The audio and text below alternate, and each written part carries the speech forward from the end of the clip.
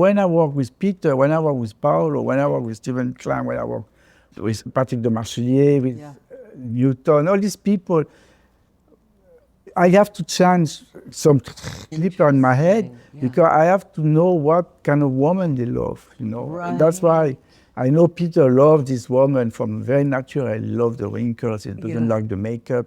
He liked dark. That's why Stefan did the dirty makeup, black and eyes. He loved that. And he liked the woman, I think that was remembered because I used to do the 1940 hair a lot with Peter, but dirty. And he loved that. So I remember with my mom and everything. This is 1940. Oh, I love hearing what these photographers, women are. I mean, because they all like different. And Paolo is the same too. But they never tell me anything. For us, it was a team. You know, everybody was giving something to the photographer, but you have to give what he liked. This is Going Rogue, and I'm Jill Demling. Today's guest is Julien Dies. For nearly 4 decades, Julien has been fashion's last great artist rebel.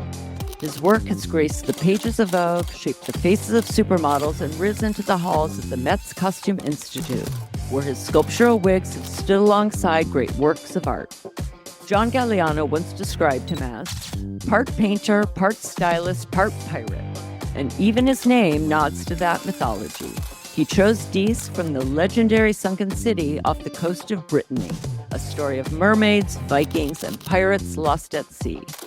I never wanted to be a hairstylist, Julien says. My vision was to create artwork, and that's exactly what he's done. Refusing labels, defying convention, and elevating hair into a medium of fantasy, history, and sculpture. Julien doesn't just style hair, he invents characters, builds worlds, and leaves behind images that feel less like fashion and more like dreams captured in time. Let's hear from the man who refused the job title and chose the art, as Julien Dies goes rogue. Hi, Julien. Hi, Jill. How are you? I'm good. I'm so happy to see you, and thank you for coming here. I know. And I know it's the first time I do something like this, talking by me. And I love it's with me. Yeah, it's with you, first one. Yeah. Okay. So I want to begin with your title, hair artist. You've said, I never wanted to be a hairstylist. My vision was to create artwork. You prefer the term hair artist to hairstylist or hairdresser. When Orlando Pita was on this podcast, I asked him the same question. He said he usually calls himself a hairdresser and only hair artist for sculptural pieces that live on rather than styles that fade away. So how do you see the distinction, and what makes someone a hair artist versus a hairstylist or hairdresser? I know that's a difficult question. It's true, I never want to be a hairstylist. You know, I never. I was lucky when I started to work with Jean-Louis David early. I worked in a salon maybe for 4 months. And when I go in to meet him, I was so young. And I was even doing my army after that. Then I have to stop for 1 year. I go to my army. I was a hairstylist in the army too. I was very young. I have no idea what I was going to do. I like hair. I like the vision of hair. I was watching many movies. But to be a hairstylist in a hair salon, not me. I was lucky, you know, because I'd be a hairstylist. I have no idea when I moved to Jean-Louis David where I was going to go, you know. And after the story, I moved from Jean-Louis David to Daniel Arlo. That was another step too. Right. Like both of them was very... Jean-Louis David was so creative on this time. He had all the best people coming to this salon, all these women from actresses like Catherine Deneuve, many people, even the people from Madame Claude. It was like a hair salon, but there was so much character, you know. I was assisting that girl called Valérie. It was so big character with all these women. I learned a lot with her, but I got the basic. But after that, when Jean-Louis David saw me and it was just stopping the hair studio. It was because I think Didier just moved to New York that time. Oh, God. When I was very young, I was go to the salon. And I think Didier was leaving. Don't have nobody to work in the studio. But he was still doing some shooting for Helmut Newton a lot. Right. And Alice Spring. And, it was and that's probably when Grace followed him. I know. And Grace moved to New York when her boyfriend moved. I think so. I think that's why. I think. No, it was a very strange story because my background is so normal. I come from a normal, basic family. I live in Brittany when I was 12 years old. My parents moved to Paris because my father had to do another job, and we left to Armenay, my Brittany town, and where I call my name, like Julien, and the legend of La Ville 10, all this come like a big thing, and Jean-Louis David, and he knew already I was kind of creative, and I was starting to be a rebellion. I'm going to get to your whole from beginning to end. Even starting there, because I remember it put me to a photo shoot for Vogue, Beauté, I think it was a magazine. And I have to do the cover, and I think the model was Madeleine Ken. On this early time, she was like a singer. And the time I worked with Jean-Louis David was all the periods very wild, sauvage, and me, I do her like a chignon, like twisting the look, completely opposite of Jean-Louis David, but you get the cover. No, like Jean-Louis David was a bit upset by that. It was very funny. But, after that, I was just moving with Hans Feurer. This photographer was very famous at this time. I think everybody loved him. Like Peter Lindbergh was even influenced by Hans Feurer. It was very nice. He was doing all these girls from the north because there was a lot like Gunilla Lindblad, all these models from Switzerland. So beautiful, this Vibeke, the girl for the Helmut Newton famous picture, walking a tuxedo on the street. Yes. And after all this Newton girl, I was so impressed. I was working with this girl, assisting Jean-Louis David on some famous shoot. The shoot when they're naked and they're dressing. Newton, very famous picture. The woman, it was like Sylvia. Sylvia was a famous model. She worked with Helmut Newton. But it was a big change, and it was not sure to put me directly to. That's when Alice Spring, that picture. All this. That was assisting him. I was doing all the hair for that. All the Fair Marcel, like curly hair, very like fire. Yeah, I was assisting him for this picture. That was beginning. Yeah, I know, but still. It was very kind of crazy. But it was so good. And after that, I started to work with Hans Feurer because one day he was supposed to do this big shoot in Morocco. I go to the trip, and Hans Feurer liked me a lot. And after I go to India, I was even 20. Well, should I start with the beginning? Yeah. I want the listeners to be able to see your creativity did start very young. And I've realized that with a lot of these conversations, I haven't had many legends like you, but it's distinct that as a child, there's this draw towards something.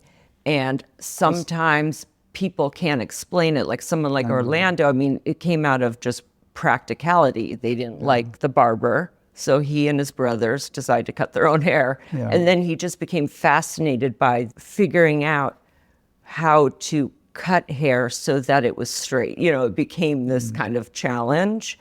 But for me, I think I was very different because I never planned anything. Yeah, exactly. It just happened, just boom. I just lucky to be around these people, and my creativity was so extreme, but I never. Like it could have been anything. I can be anything. Yeah, I want just to be a painter in the beginning. Yeah. That's what I do now more. Yeah. But I just was lucky to meet all these photographers, and like Paolo Versi, Peter Lindbergh, of course, because that was the one I worked so many years with him. Exactly.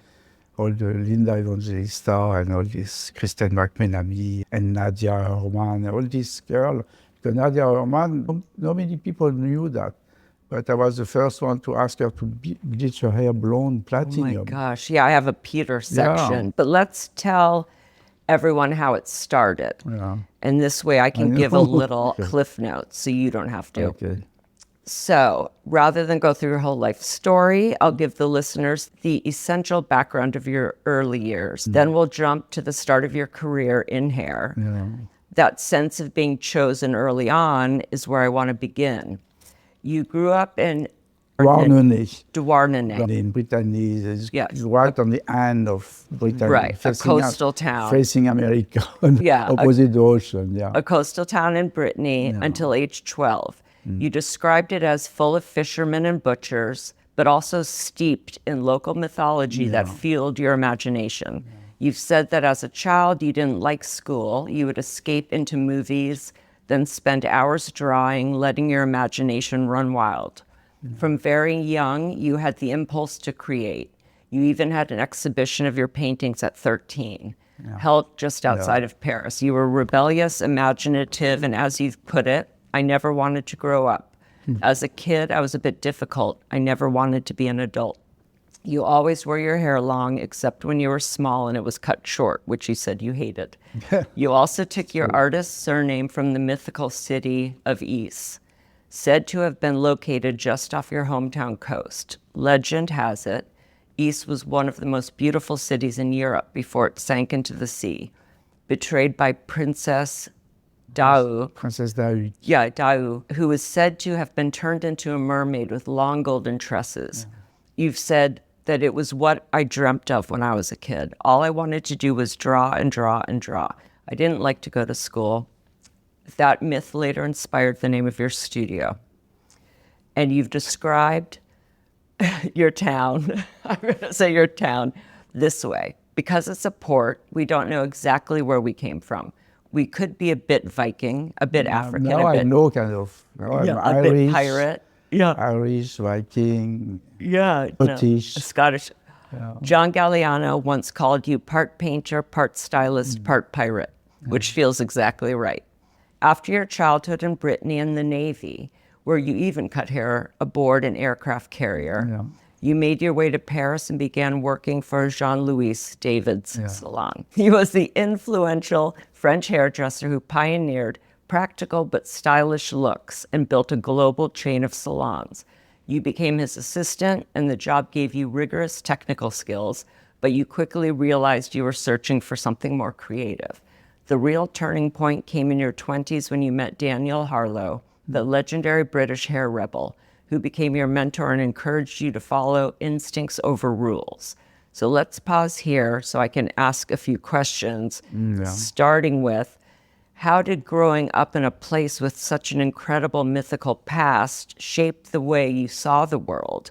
And did you always feel connected to that legend, and was drawing and art your way of escaping into those dream worlds and kind of different historical times? Yeah, that's why I love the legend of La Ville d'Is, because I always be like influenced by all the legendary story and dreaming, and I always be a very dreamer person, I think, and always thinking for the beauty and to create, and sometimes very, I don't know, it's like, what I can say. No, but that, I think it's just, we'll get to your mother, because I found through my conversations that for artists, the support of one's parents in those formative years is vital. We're talking at a time, and even in me being raised, I think about those games, the fortune cookies, and what do you want to be? It's doctor, teacher. I didn't even know my job existed. I didn't know, unfortunately. But you've said your mother was your first muse, stylish, fearless, always ahead of her time. She cut her hair short before anyone else was doing it, and that defiance stuck with you. She had amazing style and was very beautiful. She had people making clothes for her and hats too. In the 50s, when she saw models with short hair, she went straight to the barber for a cut and always wore her hair short after that. Later, she would even come with you to shows you were doing hair for. So her sense of style and fearless approach, that must have been... Yeah, she was very inspired by all the Vogue at this time, that's the thing, because all these magazines, because she was living in Douarnenez, this town, and father was a fisherman, and in the town, they're kind of rich, you know, and it's compared to other people. But her sister, to Marie-Rose, like my mom, she was Madeleine, and her sister Marie-Rose, she was very beautiful, two very opposite characters. My mom, she was more like Garçon. She was very tough, you know. I think I grew up because she always said, you know, don't be impressed by people, even the queen, the king, you know. They all the same. Yeah, They like, that's she always amazing. made me, that's why I never be fan of nobody, kind of. You know, when people ask me, why are you fan of blah, blah, blah, and I never be part of any gang too. Right. You know, like Meisel gang, you know. That's such an important way to raise your child, that you are just as good and we're all the same. I know. That's why even my sister, she's like this. I talk a lot with her, and sometimes she's very like. So it's difficult to be in this business because this business, you're dreaming all the time. Even all this period I have with myself first in the beginning, because I was myself working for Vogue, send the picture by the messenger with the bicycle, go to the office, it was before Anna that all this time, you know. And you know, all this time, you know, and myself and Peter and all this beginning of these people and the way they were walking, and I was completely on the route. Even art and commerce, I was one of the first hairstylists they had in the agency. I was the first one. It was with Anne Kennedy and Leslie Sweeney and Jim. Yeah, of course. You know, all these three and friends, you know, they opened this agency because Meisel, when I start to work with Steven Meisel, that was the 80s, you know, 84, 83, 86 in New York, and it was time of Meisel and Territory, and in 86 they do a fake wedding. Here's what we'll do so we can get you there. Your story is amazing. I think what you just said explains a lot. If you're raised to feel, and you have the talent already, you are going to be what you are. And you're never going to doubt that. It's almost like because you're not like, oh my God, I want to be like them, or oh my God, I can't wait to shoot with them. It's not having that attitude. You're expecting to shoot with them. You're expecting to, you know, because no one's impressing you, because we are all the same. So having that confidence, it's not arrogance, it's confidence. And you have the talent to back it up. Those doors are going to open. I think that's important. I almost wish every parent said that to their kid. You know? I know, it's true. No, because I believe even when I meet all these people, it was like, I knew he was writing on my life, because I come from Norway, you know, why I'm in this business, why I go right on the best time of this business when everything was moving, changing.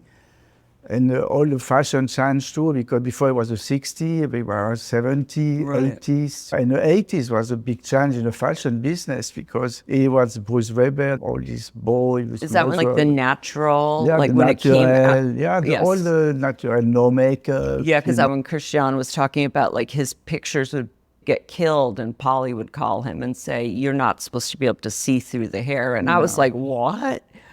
So you're doing your art, and now you're in Paris with your family, but how did that first salon job come? Like, when did hair even become what you were doing? No, the thing. When we arrived outside Paris, it was Verrières-le-Buisson. It was a little town, and it was like André Malraux as a minister. He used to have this girlfriend, Louise de Villemorin. She was a writer. It was a very little village, very little. And they have this hair salon there. Okay. And me, my parents, they don't know what to do with me, because I don't like to go to school. Right. And I like to be set designer. My parents put me in a technical school to learn all the base, to draw fake marble, fake wood, you know, like it was kind of for difficult kid that want to go to school, you know. And but it was also art. And I was 2 years go to this school. I was supposed to go more year, and after 2 years, I was painting the wall, I was doing this kind of thing, like putting some, like a plâtre on the wall, all these basic things, but I was not exciting. I said, fuck it. Probably because school. I was very like... because it's still telling you to do something a certain way. That's not helping. But that was a beginning. Yeah, I have no idea I want to be a hairstylist, you know. And my mom was going to this little hair salon in Verrières-le-Buisson, and it was kind of little English pub. It doesn't look like hair salon. Already it was something, the woman, Claude Ricoeur, was working in this salon. All the girls was beautiful, you know. And that was just like a job? Yeah, a job for I was 16. Okay. Imagine, I go to hair salon, I was 16. To start, and Yeah, was that to ask to be an apprenti, to clean the floor, doing shampoo and all this kind of little thing, you know. so? It wasn't even that you're into hair. It was like there's. But I don't know, because Yeah, it must- I like hair and I don't know. Maybe said- you saw the transformations I in like. there. It was this kind of TV show called Angélique, Marquise des Anges. It was a big story of this woman during the 70th time, the king and Marie Antoinette. That's why I come to Marie Antoinette Right. too. And it was very inspiring me a lot. And she was so beautiful, this girl, Michel Mercier. I didn't want Brigitte Bardot to play because I love Brigitte Bardot. Yeah. And that's one of my heroes, like Brigitte Bardot too. But I like the vision of hair, and I don't know why. It's very strange because I never understand really why. Yeah. But already when I was young, I was playing with my sister doll and changing the cutting the hair. Like she was very upset and doing I'm things like sure. this, But I was like, I don't know. So then it happened, and you It's happened- happened to be great at it because you It's a have. bit continue because that's when my mom, she was doing a haircut with and she said, "Do you don't want any apprenti?" And the girl, well, why not? You can come. I was so young. Oh my Yeah. God, I was like I was all this girl, like giant girl, beautiful. And I say, my God, it was like a very typically English style, and the girl, like one looked like Sylvie Vartan, blonde hair, they all have very different kind of look. And this girl was working there called Leila. And Leila was a beautiful red hair, right? And she moved to Jean-Louis David. She left. Interesting. I was only 18, donc this was the time she left. I was so sad. Because maybe I was kind of in love with her, to kind of like such strange story. But I follow her. Wow. And And listen, Jean-Louis David, yeah. and that's it. Well, and then That's- you think about what women, because I've heard this from everyone about seeing women in the hair salon.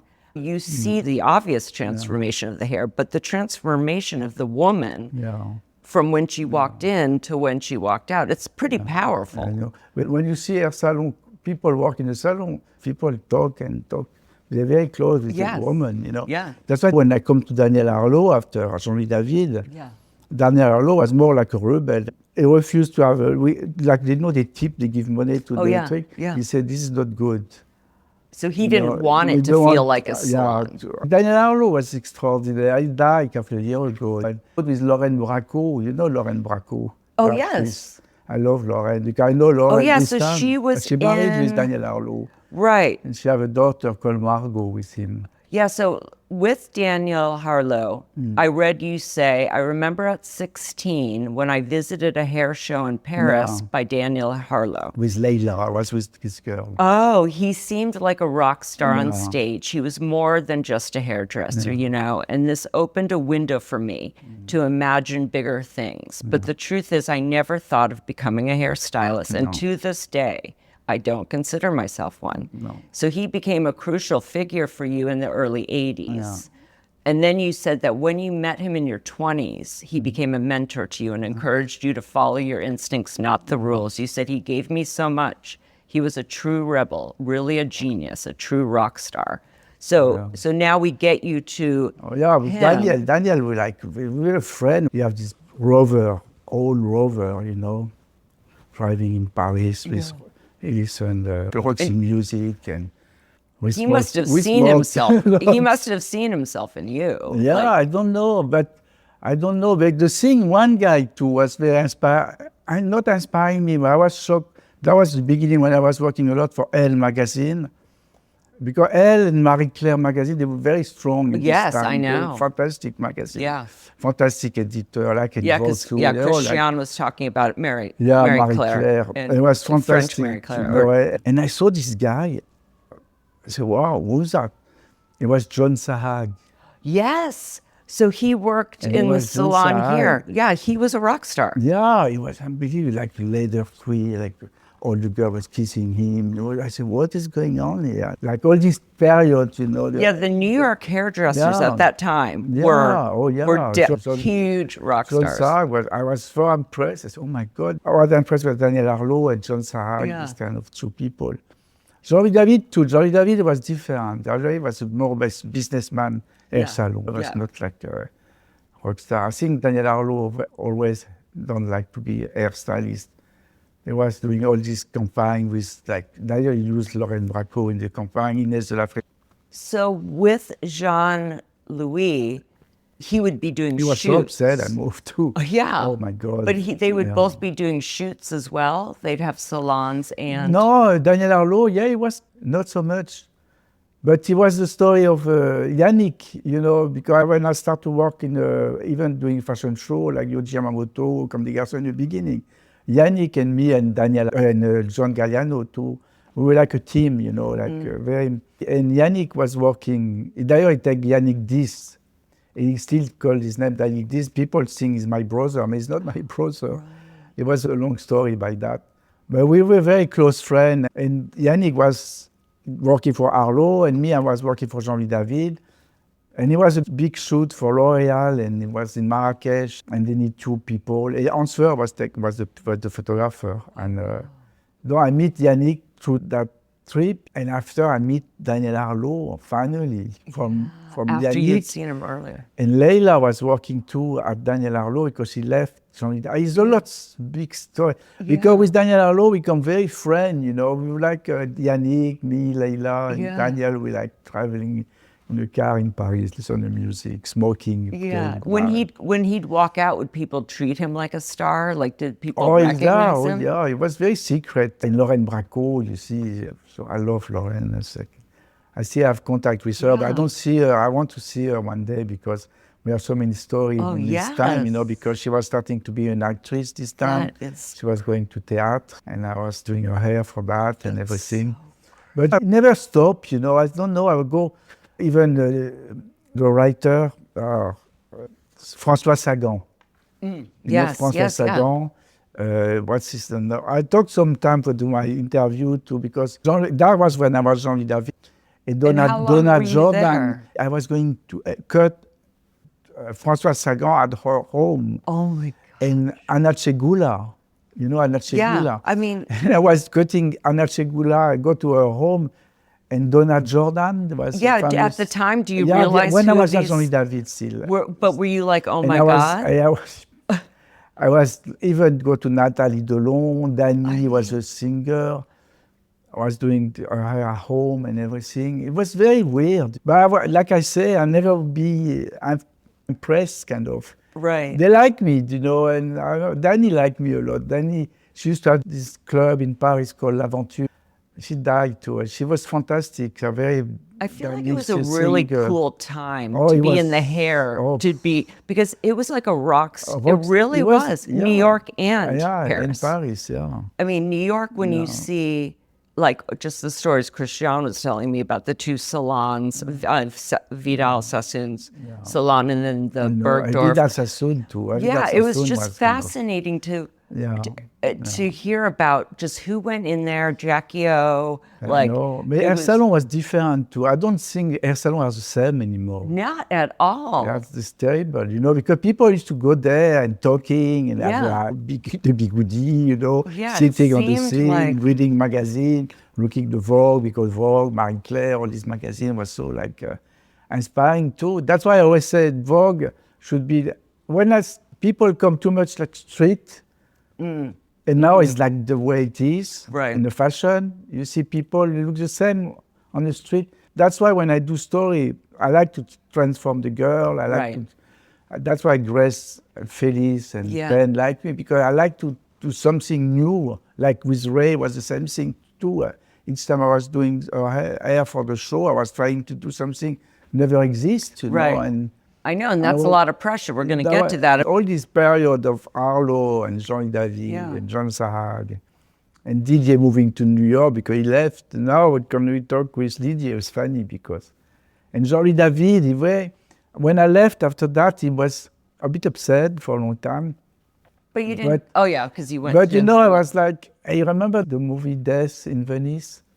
It's very famous movie, Death in Venice, with this beautiful boy with long hair, blonde.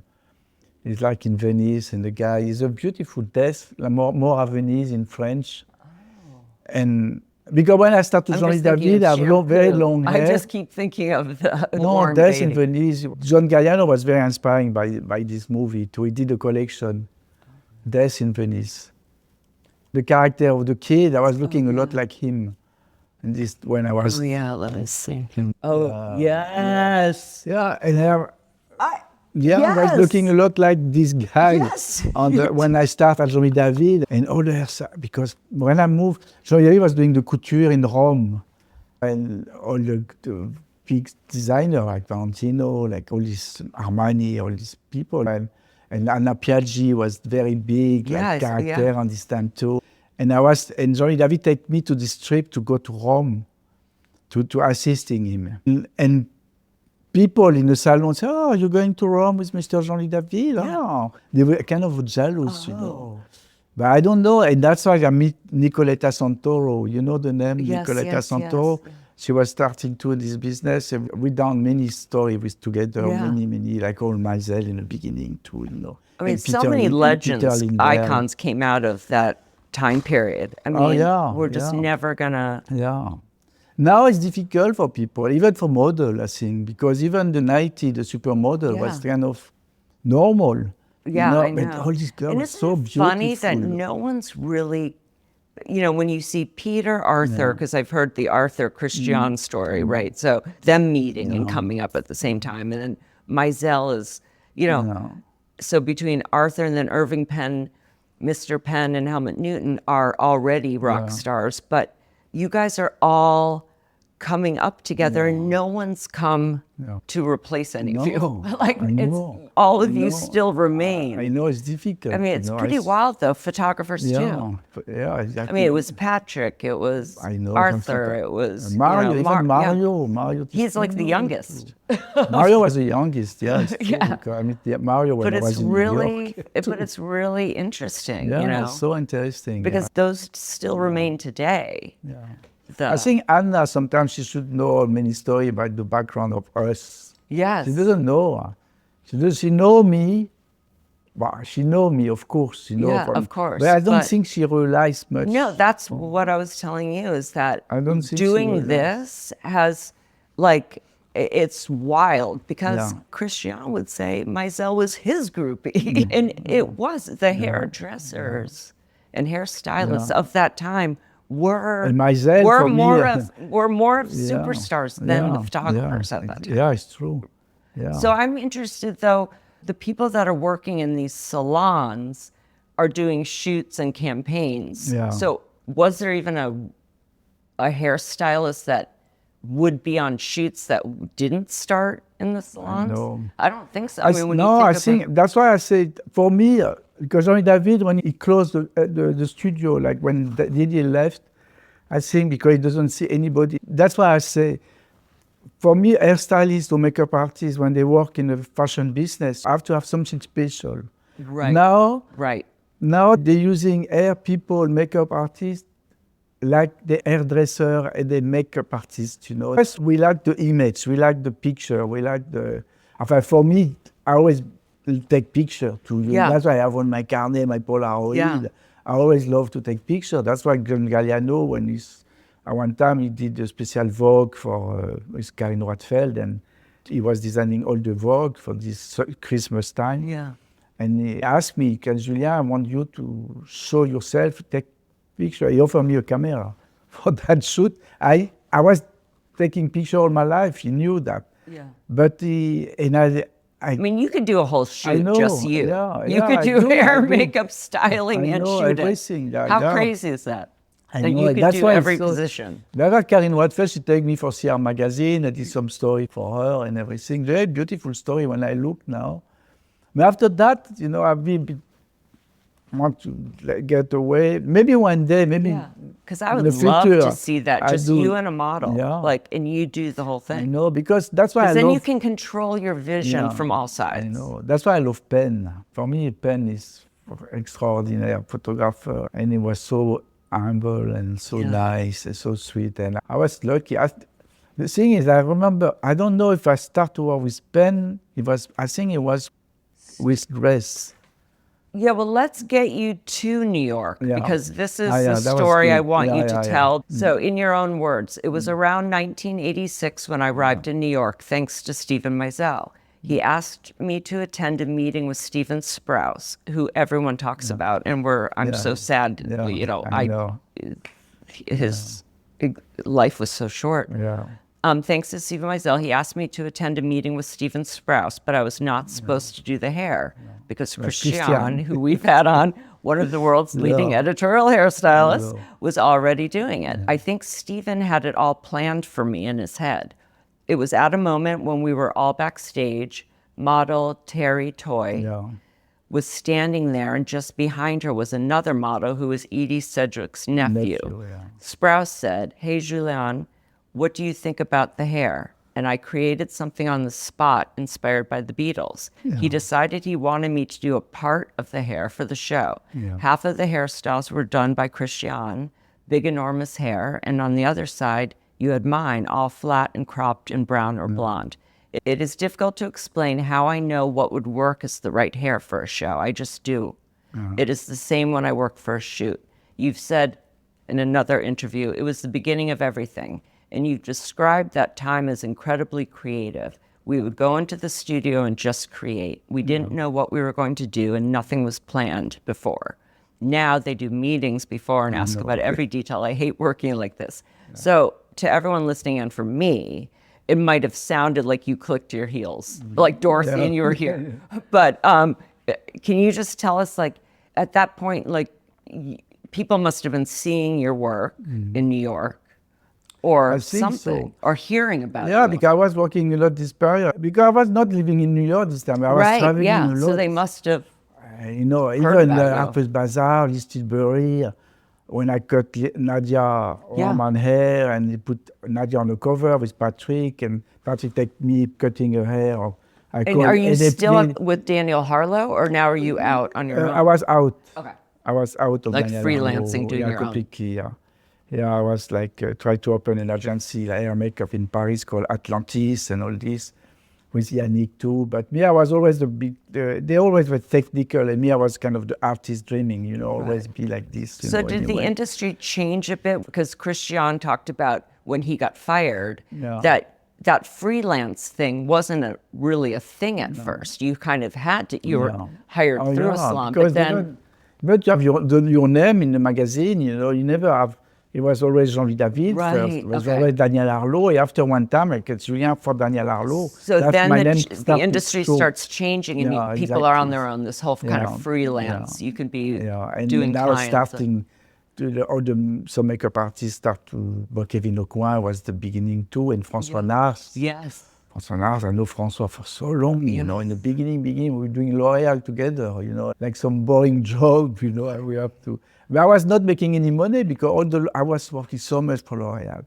And Steven David told me about a guy that he met who was doing the Saint Laurent shows, a makeup artist that was his mentor. Jacques Clément? Yeah. Jacques Clément, yeah, I love Jacques Clément. So just thinking the time period now, I can kind of... Because, Stéphane Marais. Huh? Yes. Yeah, because Stéphane was coming from Brittany this time. I was very up. Yeah, so it's interesting to see where people... And we started together with Peter Lindbergh. Yes. And a bit before Stéphane, it was Jacques Clément. And Jacques Clément was my time too, because when I worked with Newton, that was Florentine Pabst, you know, like she was the last girlfriend of Jim Morrison. Right. I love Florentine. Now I still have contact with Florentine. I love her so much. And she take me to Helmut Newton. Oh. I was so nervous because all these hairstylists, DJ, they all working with Helmut Newton. This hairstylist called Valentin was amazing. He was a rock star too. Yeah, Valentin was very fun. He did all the campaign with Guy Bourdin, you know, and Kevin. No, but it's really interesting. Heidi Moraves, because Guy Bourdin take this girl, he loved her, she was beautiful, he do makeup for this photo shoot, you know. And Valentin was doing a lot of things. And that's why when Florentine take me to work for Stern magazine with Helmut Newton. I was so nervous. But I was working with Peter Lindbergh. I was putting dirty hair, grease. I was the first one to do like dirty. I know. And I was like, this time people doing like Versace, was like all this kind of thing. But me, I was more like Comme des Garçons and dirty and grease. And I arrived to Helmut Newton to the photo shoot in Monaco. And I started to do hair a bit like classic, kind of Newton. Right. And Newton got Florentine and said, no, Julien, I want Julien. Yeah, I want exactly. you to do Julien. I don't want, I don't. Exactly. I want you that's why I start to do hair and put grease. Yeah, and he goes, no, I want you to do the hair your way. Yeah. This is why you're here. Yeah, exactly. He wanted you to put the greasy hair on. Greasy hair. Yeah, you said he wanted me to put the greasy hair on. So for me, it was some kind of revolutionary collaboration. I mean, amazing that someone is. I know, it was crazy, yeah. Because that must be hard. Because you can do so many things. You don't want to be called in only for, one thing, but it's also like, why not ask you? You know what the story is. You know what the clothes are going to be. You know what magazine it's for. Obviously, it has to be nuanced for different reasons, but to be told, do it like this, when in your head you're seeing it like this. I mean, we'll talk about that frustration, but with Meisel, so after that moment, because you hadn't worked with him yet, right? No. Oh, Steven, I have no idea when I start to work with, I think Steven come to Paris. That must have been it. Because I was still very high and they were one of the best people to do the shoot. Yeah. And Steven was doing this. Was he like the Steven Meisel we know now? Yeah, he was like very skinny and this sweater, like this big hole. And but was he like on the famous floor, at that time? And the assistant was Bruce is assistant of Steven Meisel. He was doing the best. And Teresa Toro was a girl from Puerto Rico. I think from Puerto Rico, yeah. And Teresa Toro was so beautiful. And another thing, I started to do chignon there. Okay. Because chignon was not in the fashion at all. Oh, And really? Because that's all I all hear. the big chignon to Meisel, and we were shooting that. And Steven, we got friends, we got very close. And that's why I moved to New York for Keisha Kibble, because Keisha Kibble was the girlfriend of Paul Cavaccio. Yes, everyone talks about her. Keisha, our eyes, she know. The one of the eyes on me too, I have to say, is Polly Malen. Yeah, everyone credits her. That was her. the first one. No, Christian says she made Polly me. was She like, made me. After all the show, Yoji, all those fashion shows, it's not like now. Yeah. They were coming, Julia. She was screaming my name. Where is Julia? God, I was like, she was hysterical. She come at me and she loved me, and it was fantastic. Yeah. She said, this guy, he was like going somewhere. Yeah. It was very funny. And so with Meisel, is this before Guerin? Before. But before Guerin started with? Because this is earlier, right? Right before. Okay, way my before. God, Because it seemed, and then after I work a lot with Herbrits too. Herbrits take me with Madonna, and I did Madonna in '86. I go to Hawaii when I did Papa Don't Priest, the video with Madonna too. I sharp her hair, cut my hair. I sharp her hair like this, all wet. Yes, it was summer, it was hot. It was crazy. She have like Lisa Liara t-shirt, you remember? And she have all her hair sharp like this. And I cut her hair. I remember. I was like, she was one. She gave me some. This one? Yeah, that one. Oh my God. Yeah, that one. That's major. Yeah, I mean, Don't Priest. That's just a bunch of artists. Yeah. Like, after I did Justifies My Love, when I did Marilyn Monroe with the powder. and she was totally open. Yeah, She's open, just like, no. Julien, do your thing. I know, we go to Hawaii, and we were like standing, stayed together in a bus, and I was some wig, I tried wig on her, I'm like making movie. Yeah. I lost all this movie, that made me so upset. She always asked me about this movie. I said, I don't know, somebody stole the movie. I have no idea. No, but it was all Herbrits and Tina Bossiti too. And Lisa Robinson, you know the name? By Lisa Robinson, she used to be Rolling Stone. And she wrote she was on the Standing gang. There Forever. Yeah, she was gang of Meisel, Yeah, I actually, Karen and I, when we had our surf line, we were going to have to do an interview on camera. So she came over and gave us like media training, I know, but Lisa Robinson, she's a genius. She was like, I saw her on a plane one time. She was sitting in front of me. And because she have straight hair and completely different, Yeah. I saw the name Lisa Orbit, so somebody was coming to take her on the airport. And I look at her, Lisa. I say, and she's looking at me. I say, Julia. I say, oh. She was so funny. She was fantastic too. There are this bunch of people. No, I know. Like, And so then, extraordinary. so now you're living here. Those were great times to be in New York City. Like just the energy. Oh, yeah, it's fantastic to go to the Ritz and Cyndi Lauper and this. All these girls, it was many, there was Jenny Howard and Lisa Cruz, all these beautiful girls. It was like we were going out. And Terry Toy, that's the thing with Meisel, because when I come to New York, because Terry was not in Paris, but me and Terry Toy, we get very close friends. But the thing is, me and Terry, I don't speak English this time. No one word. I don't know how I was communicating. I swear to you. And Steven was laughing to see me and Terry together. It's like a toy for him, you know. That's why Steven's prize. That's why he take me. No, but that's why the way I moved to New York. I think it was the right time for me anyway to move to New York. I think when you sing now, this is like. And to be in Paris at that time, because then now, I don't know if you can come to when I was with Bill King and Polly I think maybe I'll just set up what you've said about some of these photographers, and then you can just take us through. Yeah, because that's good. Because when I worked with, it was Leslie Weiner. Leslie Weiner was, I love Leslie. You know her, she was the first garçon. She used to go out with Jean-Michel Basquiat. Oh, see, this time period's amazing. I know. I was in love with Leslie. I'm still in love. Now she lives in France, and she's so fantastic. But she used to be, she doesn't know what she done. She have kids. The kids, they don't know who she was. But she was so, she created music, you know, she's a poet. She got William Wansborough. He's a big writer, American writer. He used to, because he never liked girls, but he was a very good friend of Leslie. Donc Leslie was a part of my life, very important too, because and the birth haircut with Christian Sable, that was the birth haircut.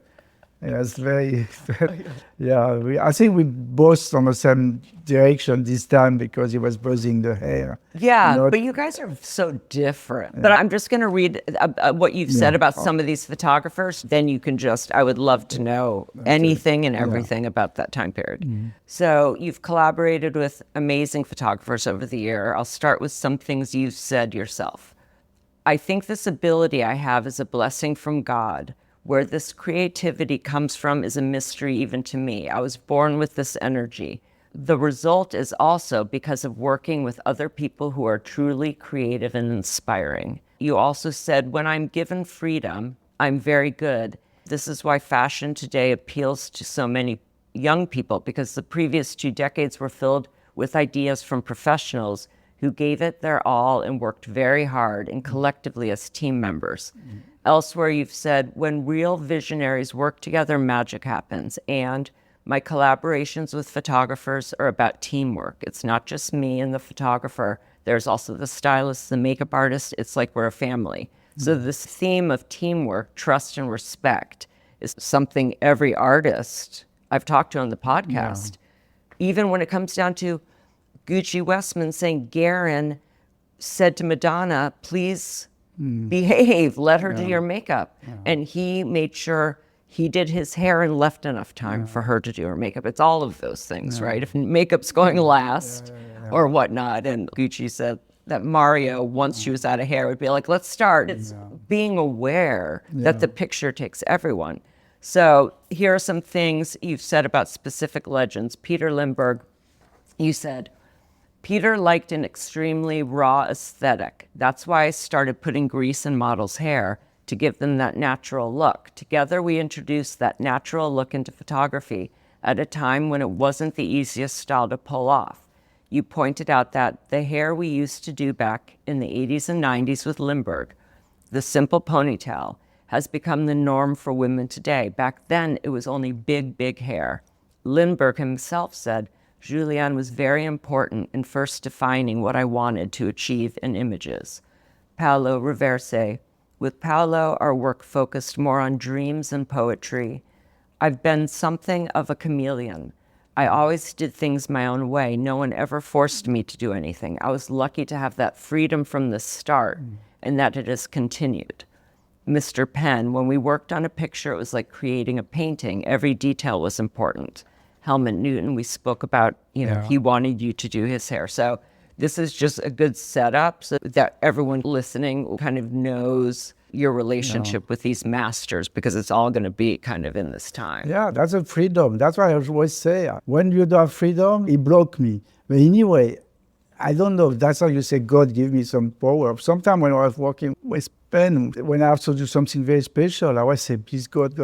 We know we're talking about Jean Cocteau, like Dali, when they used to. We're gonna do the philosophy. But always it's a gift, and sometimes I say, I don't know how I can do that, Sometimes I'm very even surprised myself. Right. Because I don't know. I know where it's coming from.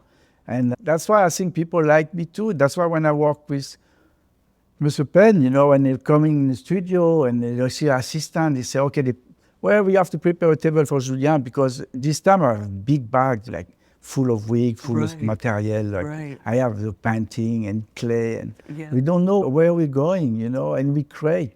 That day with Phyllis, we know always the little sign, okay, today is going to be like a plastic bag, or like story when they kiss, or like, abstract. It's always something, but you have to please Mr. Penn. Right. You have to see something interesting. I think when I meet Penn, for me, Penn was so fantastic. I think this. But he has a respect. Oh, yeah. So that's, because you would think that's a lot of pressure, because if you don't know what he wants, and you want to please him, but there's a thing I have in my head, because when I work with Peter, when I work with Paolo, when I work with Steven Klein, when I work with Patrick de Marchilly, Newton, all these people, I have to change some like clipper in my head, because I have to know what kind of woman they love, And that's why I know Peter loved this woman from very natural. He loved the wrinkles, he doesn't like the makeup, he liked dark hair. That's why Stefan did the big black hair, like dirty makeup, black and eyes, He loved that. And he liked the woman, I think that was remembered, because I used to do the 1940 hair a lot with Peter, a bit dirty, and he loved that. So I remember being my mom and everything, this 1940. Oh, I love hearing what these photographers, women are. I mean, because they all like different. And Paolo is the same too. But they never tell me anything. It's not like Penn, when he take picture, he can go take the picture from the street, the walker, and come to the studio, he take the portrait. For me, that's the way photographer. But for us, it was a team. Everybody was giving something to the photographer, but you have to give what he liked to what, and that's why maybe I have that on my, because with Penn, it was something, he was shooting very low all the time, then you have to think, you have to make the picture to see from down, don't you have to. And with him, you have to do all sides, right? You have to, you always said head to toe, because you don't know what. No, he was very, gloves. Normally, it was like when I always say by cloud, I love when I was doing a frozen hair and cloud, like very light. Always when I'm using clay. Even the makeup artist sometimes was coming to Stefan, he said, can you do like this, like intro, like that, You want bad makeup. That's why when we did the Queen Elizabeth, that was Pat McGrath makeup, and when we did the Queen Elizabeth with, what's her name, Kate Blanchett. Yeah, Kate Blanchett. I was fantastic that time, because I love everything. The only thing we missed, it was the time Elizabeth I, she had black teeth. And we should do black teeth to her. I learned that after, because apparently she had very bad skin, she had very bad teeth. But sometimes it's good to go. That's why Marie Antoinette, I love Marie Antoinette, because it's like, that's why when I started Mario Testino, when we shoot for Anglomania, and it was Grace, we did the shoot, and it was Harold Godard. He was doing the Metropolitan this time, and when he was shoot on Anglomania, and that's why I think from Grace, and that was my first show for Metropolitan, was Anglomania. And it was like, that's why I love Marie Antoinette, Stella. I love that picture of Stella. Is this wow. So is this the one? That was the one. That's a wig, like the Marie Antoinette wig, but it was also the wig of Madonna for the revelation. Is that hair? Yeah, it was all that time, yeah. Oh my gosh. I'm going to have all these pictures on my... Yeah, and that's why they asked me to do the Anglomania. Yeah, From the shoot? Yeah, from the shoot, yeah. And after that, I do all the inspiration of Vivienne Westwood. And right. Everybody have a different look. I was making, like Mario did that one.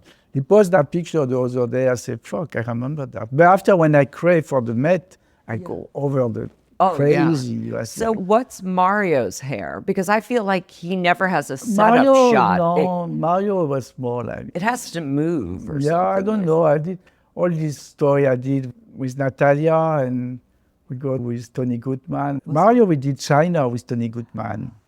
With Carly. Carly, right. Carly Close. When I transform her, making a wig all the time. I think Mario, because early picture, I used to do a hair with clay and gold. It was very kind of inspiring by the artist, and that's why when one day he said, oh, we'll do something special. What can we do? I was doing all the show, and Linda was there in Paris, and he said, oh, can we do a shoot? I said, I have something special in your atelier, because I love my atelier. I said, well, why not, That's why when I start, and I said, why we don't do something on Linda? And Linda come one afternoon in the atelier, and I transformed Linda for the V magazine, on Marie Antoinette, on the painting. I paint her face. She was not saying anything to me because she was laughing, screaming. I said, Linda, I know I'm not a makeup artist. There's a thing. That's why I have to talk to, because makeup artist was a bit upset because I'm like a painter. I know, that's the thing. Like Kevin Aquan did everything. I know. I was just making the face like no, and most of them, hair is technical. That's a difference. Artists are artists. The makeup artist is so difficult. I can't again, you're dealing with how things layer in with skin, right? That can affect. Because the first time I did Linda like this, it was like, I was so scared kind of too, because skin can break out. No, and at the same time, after when I did all the stuff with Galliano, Guinness, she was so fantastic. Oh yeah. Guinness was like a real chameleon because I transformed her completely from one picture. And one day, John was in my atelier too. He said, "What's the magic?" We was following the light, because the light from the morning to the afternoon shines, and it was like fantastic. It was magic. John was insane. That's why after he asked me to do this campaign, to shoot this campaign. I realize that what you're talking about, sometimes I did everything. Yeah. You reference Dali and Cocteau. So let me give a little bit of your artist philosophy so that when you're talking about these collaborations, they're understanding the background of who inspired you outside of artists. We were talking about the great photographers in the world that you've collaborated with, but what comes through in all your stories is that you never saw yourself as just a hairstylist serving someone else's vision. You've always approached your work as an artist in your own right, drawing on influences that go far beyond fashion. You've even said to yourself, I see myself less as a hairstylist and more as an artist because I've always loved creating things since I'm a kid. To be honest, hair was always just okay for me. What really interested me was the transformation. And your inspirations come from everywhere. The surrealists, Salvador Dali and Jean Cocteau. Historical figures like Marie Antoinette and Mozart, and the pioneering sculptor of hair, Antoine de Paris. So let's start with Dali and Cocteau. You've said sometimes I did everything, and this is what we were just talking about, styling, hair, sculpture, you name it. I think it's because I loved Jean Cocteau and Salvador Dali, and they did everything, painting, drawing, movies, set design.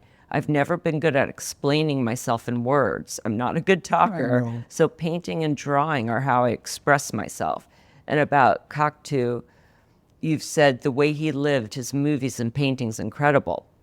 In Wallpaper, when you presented your sculptures, you described the artist's role as offering a glimpse into an alternate reality, more spectacular than every day. I think people need to dream more to see more beautiful things. You look in a magazine today and see reality. You see the same things you just saw on the street. Everything looks real now. Everything looks normal. For me, when you show something in a magazine, you have to be different. You have to make people react to motivate their creativity. And of those sculptures, you said, what I did here is like dreaming. It is very strange. Maybe people are going to get it, or maybe not, but I hope so. So I studied the psychology of art in high school. I did a independent study senior year on Dali, actually, and how he accessed subconscious. For the surrealists, painting and drawing were tools to explore the unconscious, a way to resolve dream and reality into an absolute reality. Your comments about magazines showing only the ordinary and your push to create something more spectacular place you in the surrealist movement. Everything you're saying about what you did, there's so much of this philosophy, and you can kind of see those types of artists. It makes sense how you see things, you know, how you see what your role is, what you have to do, right? Yeah, that's why I said to do everything. They know to do everything. Right. That's why they did movie, they did everything, you know, like Cocteau more, Salvatore Dali too. Salvatore Dali do some design for some plays, some theater. That's why it was all these people, because they were, like Antoine, when I say Antoine, on this time, the people, they were going to Opéra de Paris. Mais Opéra de Paris, when you go on this period, you need to wear wigs. You need to wear a hat. You need to wear something special. You wear almost like a character in the audience. Right. Now we have that, but that's for me. It's like it's very different. You know, that's why I did all this hair with silk and gold and nacre and all this.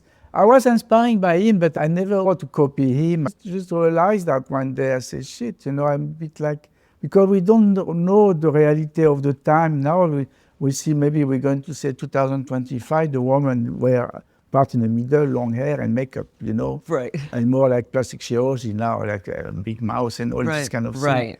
That's so maybe in the different. future. We're going to be shocked by that too one day when you see the beauty. And I think Peter always be a bit shocked too for Peter if you see that. Right. But Steven I love that, you know. Yeah, exactly. But that's what Dick Page said. He's like, I always loved thin lips and a hooded eyelid. He's like, do you think Sigourney Weaver or Charlotte Rampling or someone with a thin lip ever thought my lip is too thin? You know, it's just... No, because a woman like Brigitte Bardot, you know, Brigitte Bardot, you know, they were like beautiful, you know. Claudia Cardinal, she just died now. She was so beautiful too. Stephen Baker too, she was so beautiful. They have all kind of different personality. I always would be inspired by Ava Gardner when we did the story in Argentina. That was beautiful with Grace. I love that story. When I make her short hair and like this. No, it's like when you do this business, when you do story, you have to go. Like even Mario, when we did with Natalia in this house in Tony Goodman, and he was very inspiring by Man Ray. I like Man Ray too. He was very inspiring by all this period of Man Ray. It's Julien, we're doing music, Natalia. I like the 20 anyway, and it's like always very inspiring. Donc when I'm ready to do a painting, but he was a makeup artist I don't do all completely. I can't do everything. That's why when Ray Kawakubo asked me to do the makeup for the show, you know, that time was because before was Pat. And it was not my choice, you know. I said, Ray Kawakubo, I'm not a makeup artist. That's why I like, she said to me. She said, that's why I want. She doesn't want perfection. And that's why I understand her. And when you put lipstick like this, basta, that's it. The makeup artists, sometimes they're too precise. They go, now you see more, they go like... But then it's trying to do it. There's a difference, right? It is like, when I painted that girl that day, when I was transforming her for all this kind of character, and from Bonaparte to Marie Antoinette, you know, it's like unbelievable. But I did it, you know. It was just with sharp charcoal. Like, and Linda too, you know, when I was painting her face, it was like Picabia, the painter, was coming suddenly. I was thinking, I said, okay, I'm Picabia now. Now I'm like this. I'm the hairstylist of Marie Antoinette. When I did Mila Jovovich for Jeanne of Arc in a movie, when I sharp her hair, she have long hair this time. And I was a soldier with a knife. Oh my. No, I was not a hairstylist. No, I cut her hair with like razor, like I was a soldier, you know. I was not thinking I'm a hairstylist. Right, That's why it was like bad and... That's amazing. You have to put yourself on sometimes some people you are not. That's why maybe I know how to do that. Sometimes I say, okay, please come to my brain. Yeah, but And I that's come this amazing. I person, mean, it's almost very like you're a weird. vessel and you're Like in just not trance. So when I did, when you know the story I posted the other day with the animal, with Grace, with Mia. Oh, yes. You I know, love Shape of Water. because Grace Yes. asked me, because she saw the Comme des Garçons show, all these masks these Japanese doing. Yeah. And she can have it, you know. And she said, Julien, can you make it something like this? I say, yes. Oh, yes, why not, you know? I mean, And that's I one of my remember that time I favorite was working a stories. lot with Asdin, and because for me, Asdin Alaya is one, I saw him like teaching the tissue, holding the tissue. I was at night watching him doing that. And that day I remember, I said, okay, I can do it, I'll try. And I did all this guy. I said, Asdin, help me. I please." mean, that's, So, yeah, you're you a know, vessel, yeah, like an I said, artistic "Asdin, now vessel. help me to do that." And I created this creature. It's like the god of the forest for me was that kind of characters, you know. Linda Evangelista always says, Julien doesn't know how to talk. Now I learn, I think, how to talk more now, I think. My English is a bit better, it's not perfect, but I know more. Because this guy asked me to go to NYU, you know, in the school. He's a teacher at the school. He said, can you come to see my student? Oh, and like do a lecture? Can you come to see my student and explain? Because the thing was very interesting what he saw on me, this guy. Because I think he learned a lot by me, he know my background. Yeah. And he want to explain how you can be big in the business with the normal background. Yes, and that's Now- what I'm trying to do with this, because Yeah. no one I've met. Yeah. You have Dick Page working in a slaughterhouse. You know, no one came. No, because Like- now look at all the designer, the son, the daughter, they like have already they like background. Yeah, I famous know. That's people. why you guys are And, like artists. That's why the teacher in NYU, it was very interesting for me to talk to them. And they all the students, they were filmmaker. They love fashion. I was kind of shocked they talking. They say they love like all the fashion show right now. Right now, what's going on is different. But people, they're young, they're 20, they're 18, 19, everything is new, Right. you know? And They're not maybe- comparing it to anything else. It's different, it's completely different. Yeah. Sometimes I'm shocked because I think they have what they do it. But, you know, I say, but maybe this is, for me, this period, because Jacques Lemon, when he was doing the makeup with all the Newton, all this time, the beautiful, and one of these makeup artists called, he was jumping from Bourdin to Newton to Avedon. It was José Luis. It was from Chile. Yes. That's who Stefan also José talks Luis. about. José Luis. Yes. José Luis was working in La Coupole, like La Rotonde in Paris, the restaurant. He was doing all the prostitutes from the street. He was working during the day.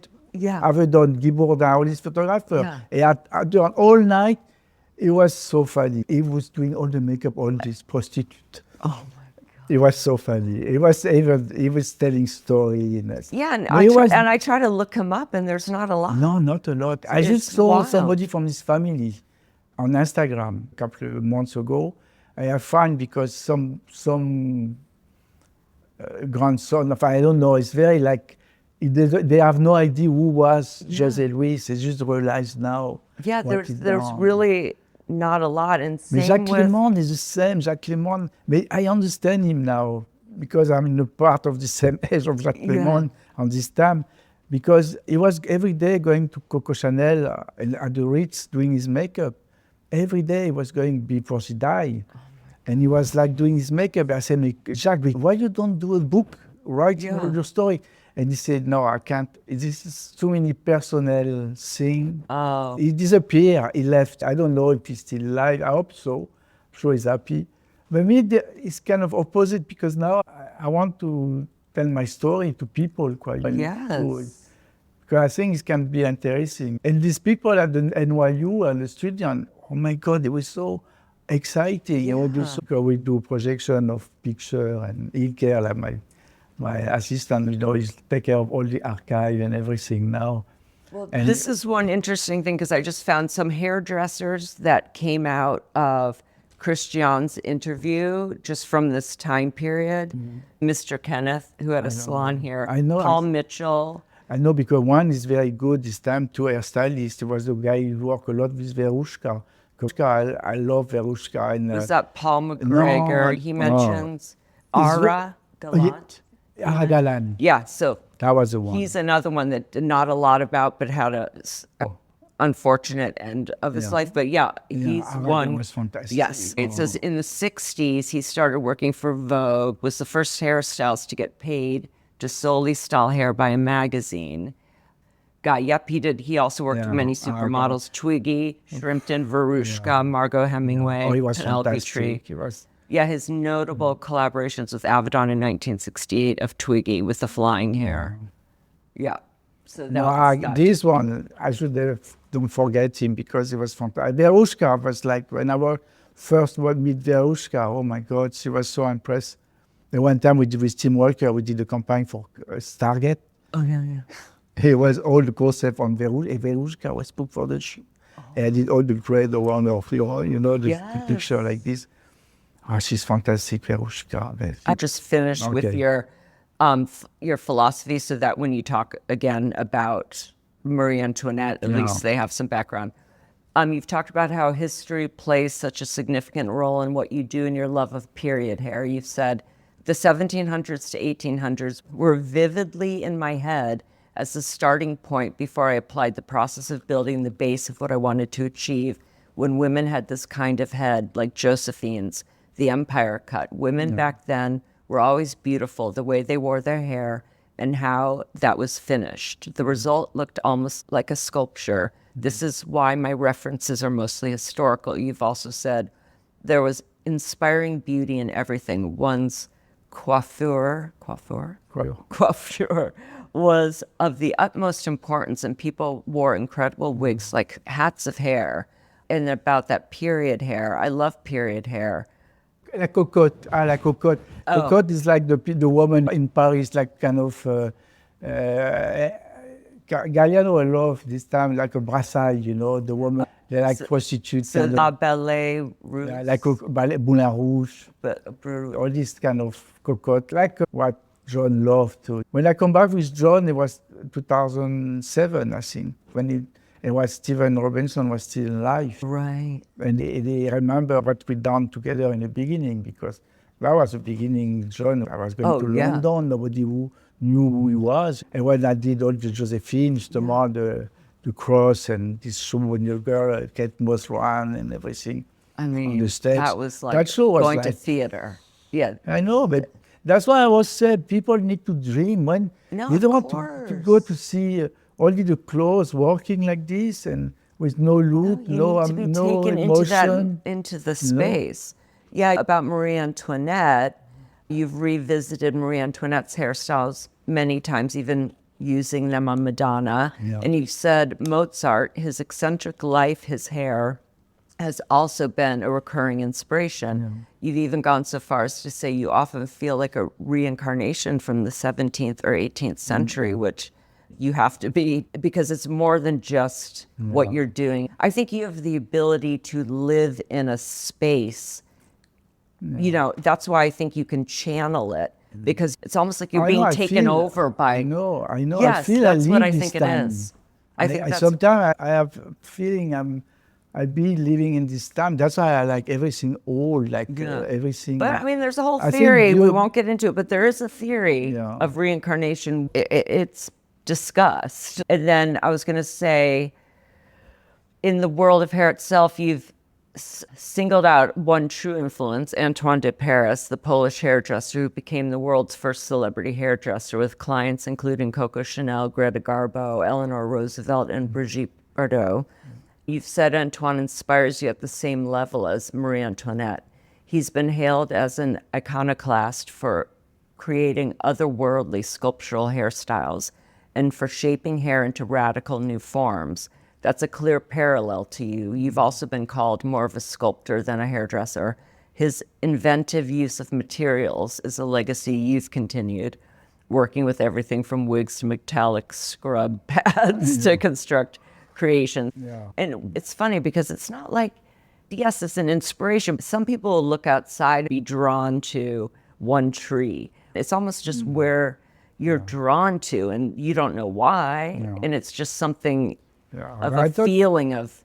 Because I was very difficult in my family when I was a kid, and my mom would give me to my aunt and my uncle to take care of me. And they were obsessed by brick, you know, the car, American car. Yes, So I was sitting in the brick in the back of the car, and my aunt, she never cut her hair all her life. And she had very, very long hair and blonde, and she put all her hair is like... That was inspiring me too. She put comb and like that, and like and she was very like inspiring. And then she was telling me all the stories. She was kind of the 40s, like people fall in love with her very easily. But she was telling me all the story. Oh, this guy was a prince for Russia. He was fall in love with me, and then she was telling me all this story. My imagination was going a bit from her to my and always be very close of her. They were living in Paris, and the first husband of my aunt, she was like Charles Brûle. He used to be a music he did all the tango, like Jalousie, all in the 20s, 30s, you know, the tango. No, she was all around this kind of world too, you know. That's why she was telling me all this story too.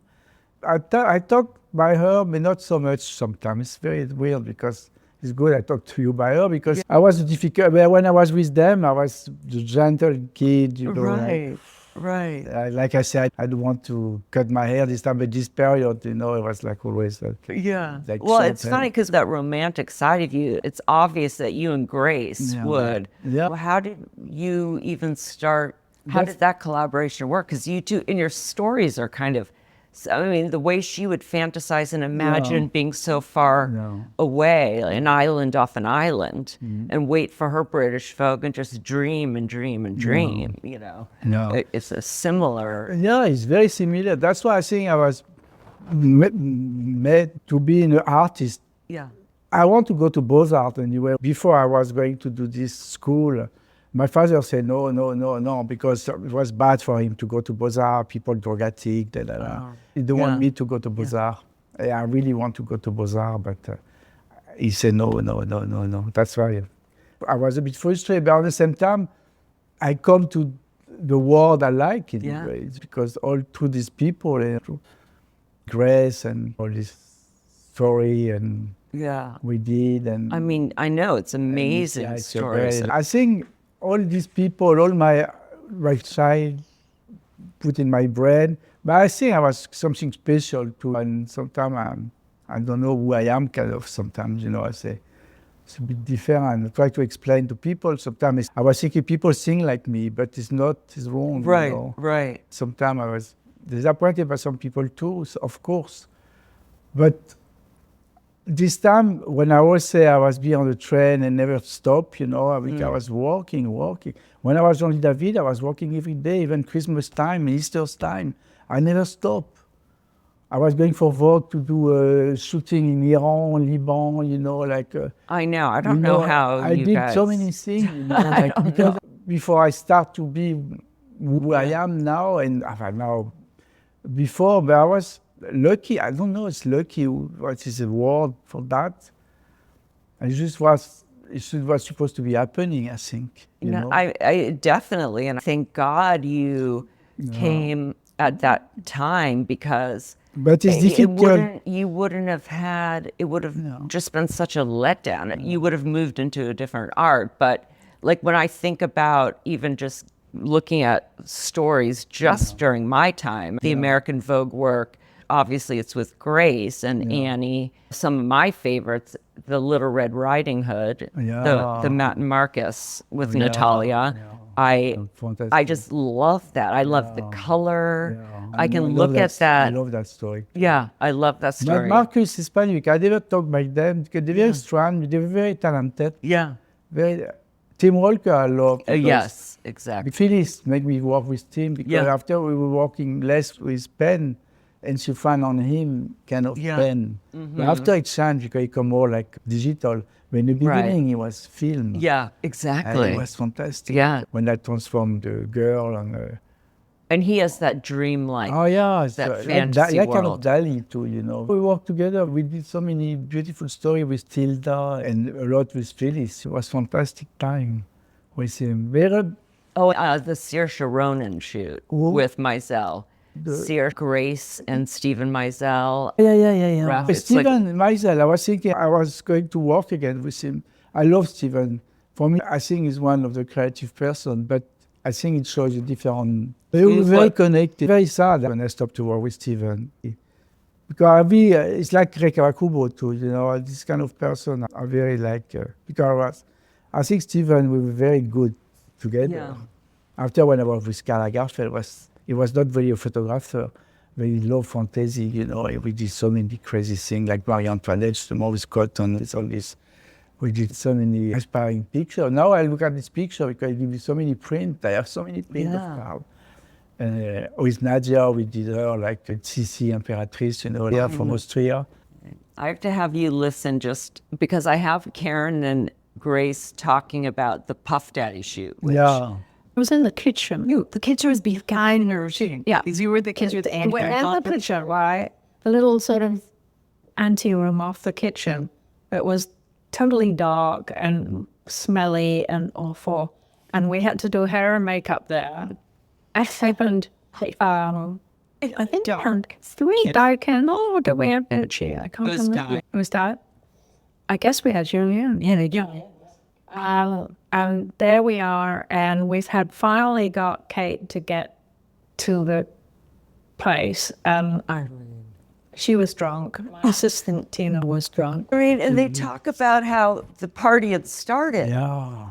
And they're dancing. Yeah. And then Grace ran away. She said she... We are very epic, like shooting, like completely crazy, so many times like this. Yeah. Even we did one time with Natalia too, and we did a story like Dr. Zhivago with Hélène van Wert. A story, a long time. It doesn't print in American Vogue. Really? I think Italian Vogue take it this time, you know, they were slipping them. And it was the same story. No, we have so many experiences, like crazy. Oh yeah, because Gucci said that on Alice in Wonderland, at lunch you'd have wine, and that Natalia disappeared, and then they found her. She had fallen asleep, out, and that her makeup, Gucci was like... Oh no, it happened. It was very like crazy time. But even with Kate, you know, and Kate and Penn was, because we did many picture with Kate, but Kate was very high on this period. And then Mr. Penn said, this is the way the girl are now? Because she come late. Yeah. She was smoking a lot. And I was going with Kate, smoking in the, because I was smoking too in the toilet. You know, you see all the floor and the staircase full of, I have pictures of this time. I have to find all these pictures, all the cigarettes on the floor and everything. And Penn, he have no idea what's happening, you know. He was always be protected because that was another thing, because Penn, there was no music, there was no smoking in the studio, nothing. I loved to work this way because it was very focused. Right. Gaga. Lady Gaga was another story with Grace. Did the story too, though, when I was there because she said, Julien, can you come? Because we have to meet this girl. I think she's kind of big now, called Lady Gaga. We have no idea who she was. Oh, you did? For Hansel and Gretel? Yeah. And I mean, the hair was so major. That was inspiring me for Comme des Garçons after the show. I did all the witch. But, you know, it's like that day, I remember, and Lady Gaga come to meet. That's not the way we work this time. Because Grace, we collaborate very much, you know. We always collaborate with the clothes. Yeah. I know what I like. Sometimes the boy too, because she doesn't like to dress the boy. Right. She likes the way I dress. Or sometimes she can put something like you do. No, we collaborate. That's the way. I remember to go to the office on Times Square. She likes too. I mean, she hates when she can't. I know. Have that time. It's very, because now it's difficult for her to work. Yeah, and if the photographers don't answer the phone, she likes. I know. She likes. That's part of the process of creating. The process of a beautiful story, you know, and that's why it was very important. It's not just show up and do it. No, exactly. We like that was the way to work. And well, Phyllis too, after she was doing the same thing too. Grace was the one, she was showing the clothes. Yeah. Yes, well, with 10 pictures, with 6 pictures, 6 clothes. That's it. Yeah, She knew exactly. exactly. She knew exactly, Exactly. what she wanted. And after for the hair, it's different because after that, with Lady Gaga, it was like she was coming to the shoot. And she came with just that raincoat. know. She's another one that gets into it, like is kind of the perfect muse. And Miley, they trust the artists. If I They're want not to be- vain. I know. She thought she was going to be Gretel. She came into the office to talk about it, and she's talking about these long braids. And I'm like, uh-oh. I had to tell her she was the witch. And she was like, fantastic. She's an artist. No, she was very respectful, and she respected me. And Yeah. that day, it was good she was doing the makeup. Yeah, It was exactly. good she. Oh, no, it was all this time. Now we have bad experience with actors, but remember with... No, I know. Well, I I want to talk about just the emotional part of it, because I think that for like artists, and this is just so specific because you're an artist, but then you're in a situation where you're not able to create the art. Even when we were DMing and I called you the legend and you replied the difficult legend, I believe that it must be difficult. I think it's because you have integrity and you want to be respected as an artist, and it's your work. Your name's being put on it, whether you like it or not. So that's another hard thing. If it's not what you wanted and it's not how you wanted it, you still have to have your name on it, you know. Let me read back some of your words and words others have said about you that speak to this emotional cost. I am scared and worried when I work, as I respect the people who choose to work with me, to not let them down. I am anxiously waiting for the stories to be published and how people will react to them. As a perfectionist, my self-expectations are very high. You have to understand that when I don't create, I feel empty. And when I do, I feel fragile and powerful at the same time. There's got to be a project, an idea in my head for my mind to think of all the time. And in the video of behind the scenes of the Met, I actually rewound it and was just listening. And you said, I'm torturing myself. I'm torturing the people around me because I can't explain what I want. Your agent, Francois Leroy, has said sometimes he cares too much and he's not a kiss ass. And the model Saskia Debras added, you have to let this bird free. Otherwise, it's not going to happen. You've admitted my problem is I'm a bit of a renegade in this business. I can't play the game. I can't hide if something's not working. Pat always tells me, come on, put on a smile, say yes, and don't go into the space of contradiction so much. And people, if they use me, they have to accept the way I am and what I'm going to bring to them and not just what they want. When I'm not free, I'm bad at it. When people trust me, I'm very good. Your answer to the question, what is the most important word in the dictionary, was honesty. You said, I do not like people who are fake. If I am not happy, I cannot pretend that I am. And you've said, my goal each season is to do something I've never done before. There's also this beautiful line of yours. I think creativity represents our hope of overcoming, even in uncertain political times, which makes me want to ask you, it must be such a struggle to be able to feel like you're an artist that's not being allowed to fully create. And I relate a lot to these quotes, but on a smaller scale, I find it hard when I care so much. Sometimes I care more than the client does, you know, and I too am a perfectionist, which can be exhausting. When Tani Goodman was on, we were talking about how what we do is more than a job. It's our lives and it's our identities. So that makes it almost impossible to not take success or failure personally, because so much of it's out of your control too. And as you've seen with me on set, you know, even our part can be dictated by others, right? So your dream is for total freedom, and then you're reliant on all these other people to almost feel the same.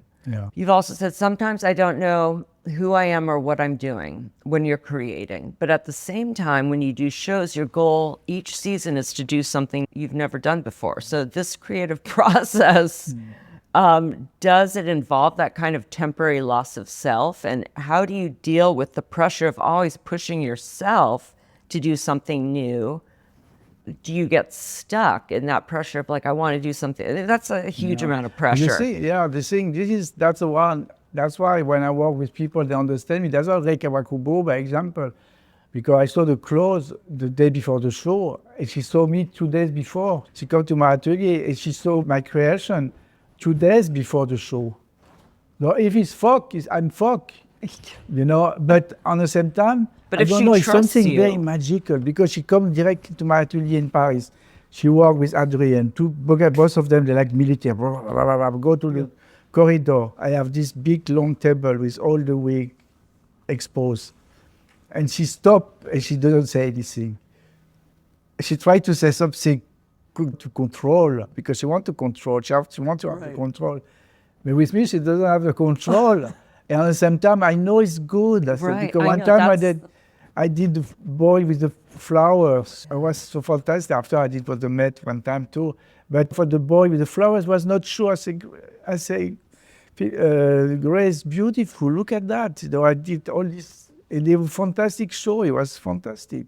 But sometimes when it's too beautiful, well, also he was telling me, oh, he's not Mr. Penn shooting, I say, I know that. But it's like, sometimes she was like fighting. We fight, Right. But at the same time, I was always right. When I did the Wilson, and after we talk, but I know only 2 days before the show. Right. I have this bad experience. That was with Marnie, when I was with Camilla, and last show of Marnie just before the COVID start.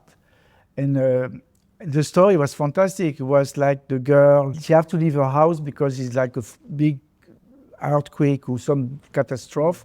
What do you take with you? Right. What you take with you? What you like more? Right. And I saw that before the show because I saw Camilla in her house in New York, and Francisco Rossi was there too. And I was in the Central Park, and I saw this guy wearing some wool and some strange shape, and he was homeless, and I talked to him. And I said, what do you have inside? This is all your hair. He said, no, I'm a hat collector. And he was, all the hat was in the sweater. Though he was making kind of strange shape. When I take picture of him, and I saw that to Camilla and Francisco. It's fantastic. It's exactly it. And that's why. And it was a key hanging. It was a key. It can be a teddy bear. It was like everything I put. I was making all the shape. It was beautiful, very like full of clothes, sweater, jacket, and everything. Genius. And the day before the show, they have this guy, I don't remember his name, he was a rapper, and he come to do the try, to see the clothes, and Camilla and Francisco said, Julia, can you try something on the guy quickly? Yeah. But I just try something, but it was not the finishing thing, Of course. And I put that out, and they take the picture and everything. I just first kind of sit down, I go back to my work, making my sculpture, my head and everything. And suddenly I saw Camilla and Francisco just arrive where I was working. He says, Julien, we have to talk. I said, what's happening? He said, we have to talk. Okay, we go outside. He says, Julien, we can do that kind of hair, like with the wool and all this shape, because this is Rastafari. It's a religion. And the guy said, we can wear that because from the culture. And I said, but this is completely not that. Yeah, because that's specific. This is like a big, it's about taking as many hats as you can. And he said, no, we can do it, we can do it. I said, I was almost crying. And Camilla, I said, Camilla, what? It's so beautiful. I was fighting for like this look. I said, with all the culture. Yeah, but I can... Because that's the thing. I think the thing is, without you being able to talk, it's like, and it's just the unfortunate. The guy, I think Francisco was so impressed by that guy. He was from California. I don't know from where. I don't remember. He was a rapper. It's like no idea, you know. No, I don't think no culture at all. I know what is Rastafari. But Yeah, you know, exactly. It's I love the look of Rastafari too, but this was completely Yeah, this isn't hair under it. Yeah, I mean, no, it was all this kind of, I put some box, I put Yeah. some hat, I put Yeah, some, exactly. all different kind of things. And we have to find another idea. 2 days before the show, oh God, I always be inspired by all the different culture of all the world. When we were doing Gallardo, we mix everybody. Right. After I did something good too, because I did some like kind of Marie Antoinette with all the wool. Yeah. It was fantastic. Even Guido sent me a message. He said, how fantastic the show of Marnie, and the girl look amazing and everything. It's true, I did something very good. Right. But the story of the house, and it was so nice, and the key, and that was the idea. But what you can do, it was a catastrophe. I never talked to. First show I did for Marnie was with Camilla. It was so beautiful. We did all the clay and the flowers. It was so fantastic. And I think people change. Business. That's the thing too. That's the thing. I never get a big head. Like I said, I never be part of any gang. Right.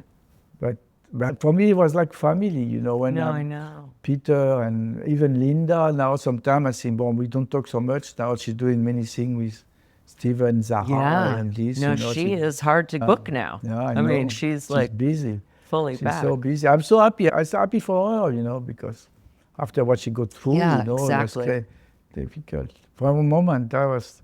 No, but people don't understand... I think maybe because I'm from Brittany too. I think Brittany people are very honest, you know. Like I say, I don't want to smile if I don't smile. Right. I'm not happy, I can't. Hold on, Patsy was pushing me one time. I said, play the game. No. Why I want to play the game? I never play the game. Yeah, If I'm not happy, I'm not happy. Right. Smile. I say, and that's the way it is now. Yeah, no. And You have to you be can like tell this. though. Yeah. Well, that's a good way to segue into the artist section. Then we'll do a couple looking back. But you've drawn so much from history and from other artists. But what's striking is that you've always seen yourself as an artist first, not just someone working in fashion. That comes through not only in your inspirations, but in the way you document and create beyond hair.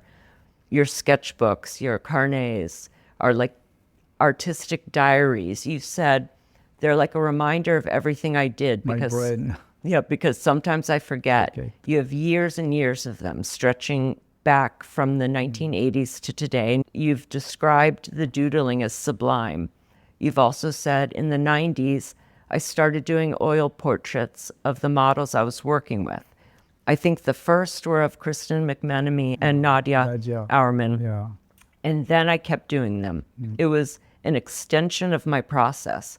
I created books of drawings and paintings for each job, my carnets. I think it helped me survive the fashion business because I've always felt more like an artist. So I would love you to talk about this art, and then what I think, you know, watching that video of you creating for the Met, you could almost think that having your work in the Met is exactly where you felt comfortable having it, right? Because it's being displayed. Although I was thinking for a photograph, and I think I probably wrote it more clearly, because for a photograph, you are creating something that's going to live on, but only a photo of it, right? And then in fashion shows, runway shows, it's going by you quickly. So here you're creating a piece that people are seeing in real life, and that is staying there, that people are experiencing, not just seeing. Just talk about your art and the Met. I just think it must have felt like this is exactly where the Met was fantastic for me. And now when she asked me, I did Anglomania after, was like American Woman, Model as Muse, Hero, Superhero too.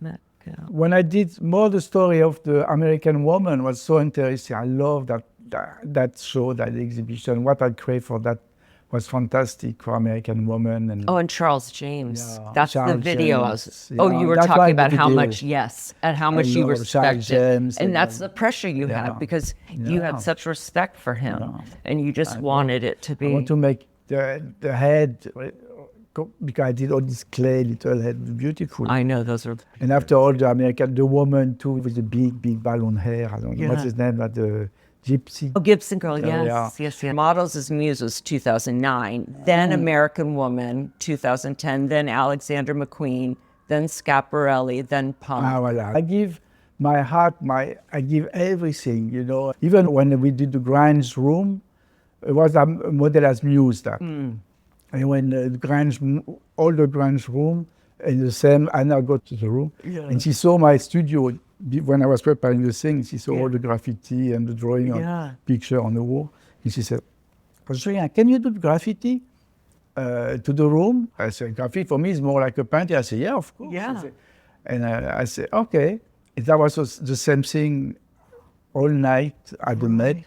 Drawing Kurt Cobain and you that remember room was all amazing. It was fantastic. I love that was the best room. You felt like you were in the it world. was like a grand room. When I do all this, after I had to be put away like this, I was very, And Anglomania wig was the same story too. When I create all these wigs, I said, Andrew, where do you keep the wig of Anglomania? He said, no, we put everything garbage.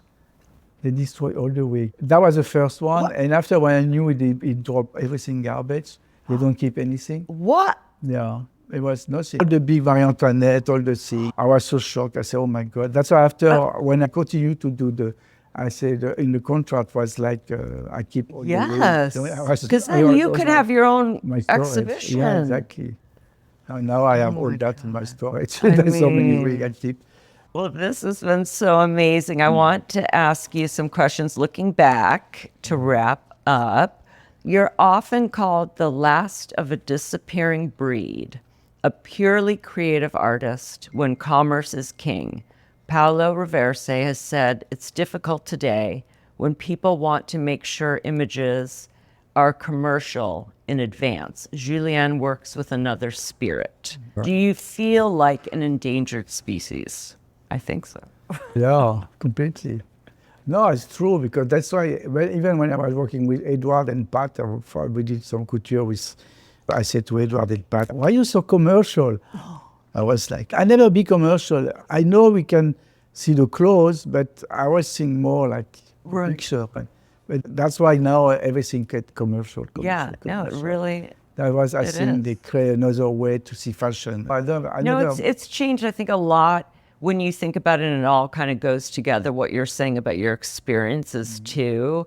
When I talked to someone who's a journalist who worked at GQ and Vanity Fair for a while about this inclusivity, in a way, Vogue was never supposed to be that. It was supposed to be the curator of everything. It wasn't supposed to cater to everyone. It was supposed to be an inspiration, an aspiration. This is a world that you can dream about. It was supposed to take you to another place out of your life. You're reading That's it. why my mom, when she was buying the Vogue on this time, she never be able to wear like a Balenciaga because they put the pattern in the magazine. Yes, and Grace said she'd make her own. They were making their own clothes. Yeah. That's why I think magazines should be dreaming all the time. Yes. I think we should be shocked all the time. That's why we were waiting all the time, September issue, remember what we're going to be. I like the story with Peter Lindbergh when I was working for Italian Vogue. So we did so many beautiful black and white stories. So everybody was open the magazine and I said, oh, wow. Yeah, like it's supposed to take you out of here. It's like a movie. You go there to escape. You want to keep? Yeah. You want to keep? No, I don't want to keep. I have every magazine. Oh, wow. Throughout our conversation, you've been very candid about the challenges of sustaining creativity in this business, and that's all around.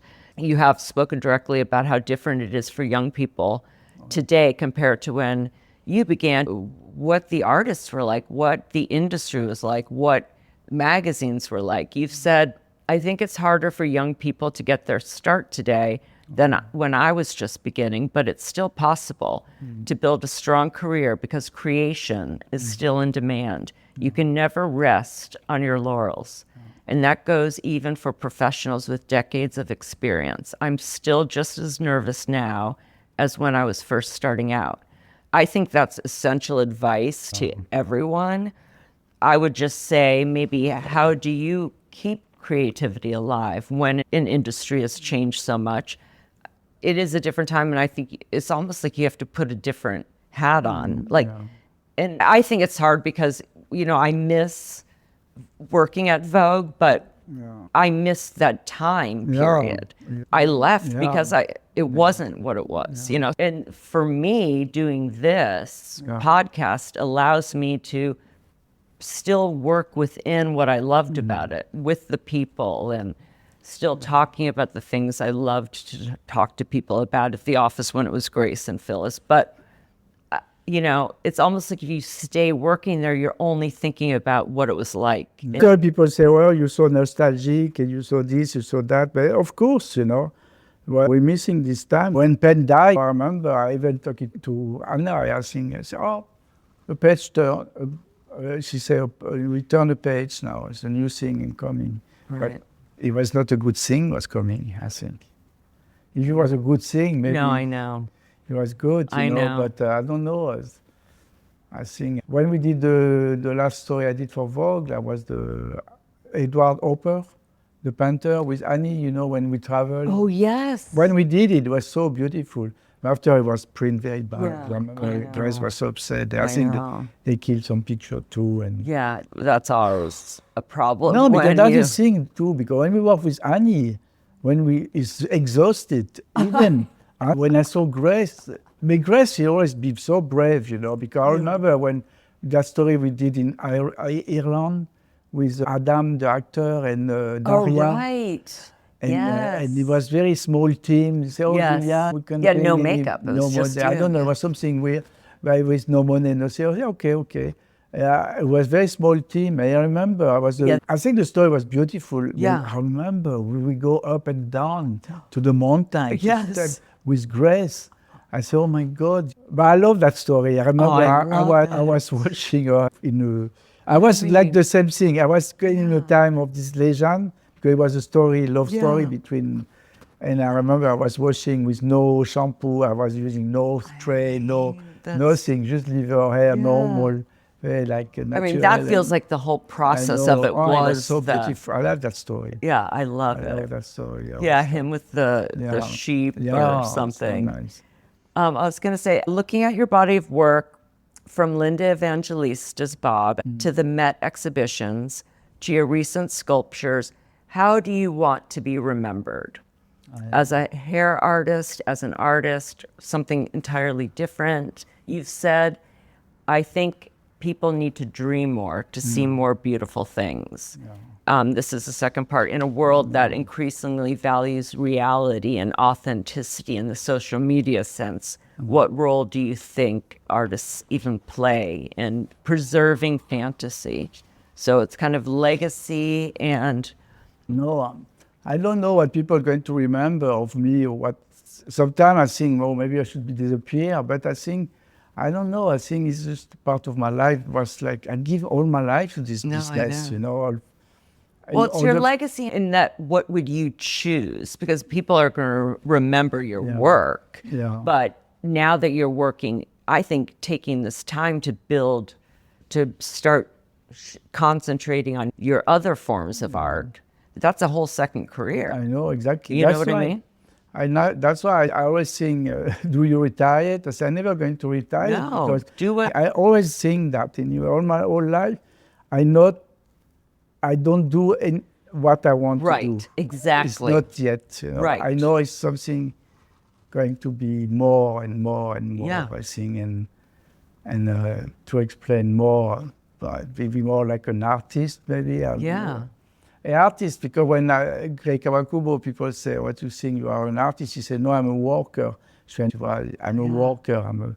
I think Asdin was thinking the same way too. But Asdin was a genius, because now I remember Asdin is like, for me, he's one of the best designers I never exist, I think. Even the way he was making the clothes, all this last show, it was like every piece, like now you see the clothes, okay, Saint Laurent, and people flowing in the wind, but with the finish, that's very important too. I always respect the people they're making clothes. Right. Because this is so hard. Because I see when I saw Carl, when we were doing Chanel a lot, I do many years Chanel, And when he was destroying the dress, sometimes was like hours to do with the little hand, you know. But it was like, Carl was the same too, you know. He was so comment dire, it was, comment dire, like me. When you do something, you want to do the best, you know. You want to. Yeah, like the perfectionist. Perfectionist, well, you know, to be perfectionist. Like that. It's hard I know. creating because it's not just a start and an end. When I was doing the Met, because that's the thing too, when I did the Met, I find this technique of acrylic hair. Because for me, a Tommy, you know, a mannequin, plastic mannequin, was for me to wear hair, look boring, like people in the window. You know? That's why I create Marilyn Monroe, I create avant-garde, solid, like her art, like what I do for Comme des Garçons too. But I found this way. Was the first show for Chanel when I did Linda Evangelista. And people don't know, but always one color was symbolic to the girl. For example, it was purple for Naomi, green was for Linda, but that's in my head. Yeah. Well, have you thought about just doing your own exhibition? And it doesn't have to be one thing. It can be everything. Yeah. Because you have a little Marina Abramovich in you. Yeah, we have so many movies to put together. Even you have all the movie backstage of like Grace come to the studio, we film Secrets, come with Tony, you know, and to watch everything. And, I mean, just to see the evolution of your... And when I do Comme des Garçons, when I burn the wig in my atelier. Yeah, so you'd have some moving images, some of them that you're redoing. I did that with the Japanese people because I work with this company called Tamaris in Japan, in Kyoto. And these people, they very believe on me for many years, you know, and they invite me to Japan. And when I was doing other show, they bring Japanese from all different places of Japan to assisting me, you know. I mean, I think that'd be fascinating to see all of that. And when I go there, and sometimes they ask me to do, I did one time, when I was doing the Storm Marie Antoinette, I did the Gallianos, when I was painting the girl and everything, I did that on the set. It's very the people is like. I know. And then you do like the finale, like if you take Linda and have her for a week. I don't know if she'll be now. If she would do. When I did the V magazine with Steven Klein, you saw the cover with gold hair and all this. V magazine with Linda, What's that with Linda? With Steven Klein. We did that 2 days.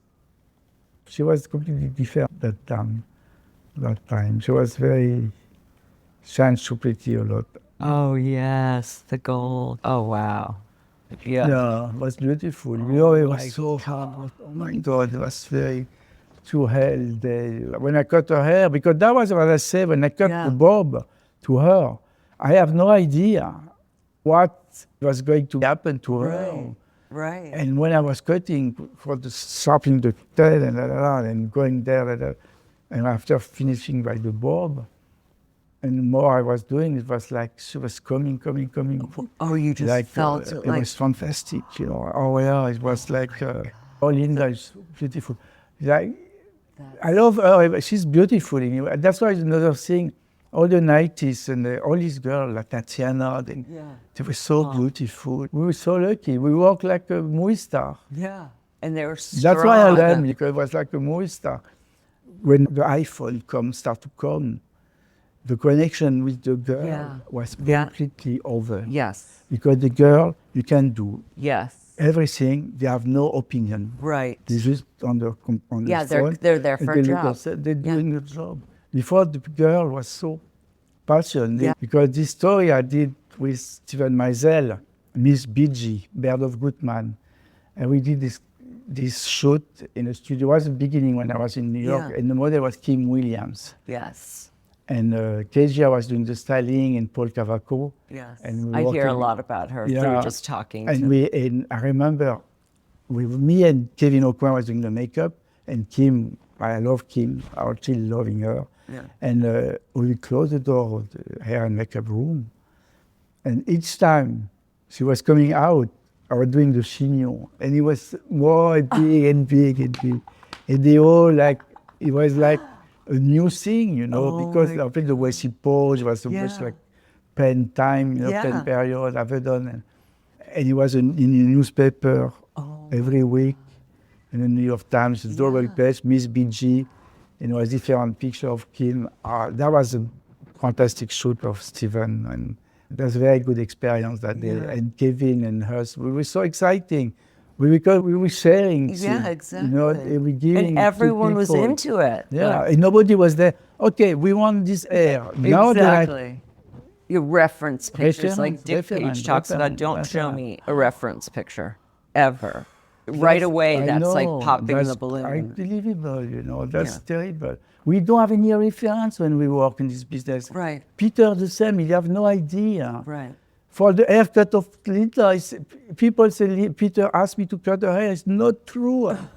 I say, Linda, nobody knows. It was my decision. It was not Peter. Peter doesn't care. Right, exactly. He was taking the picture and that's it. Like Paolo too.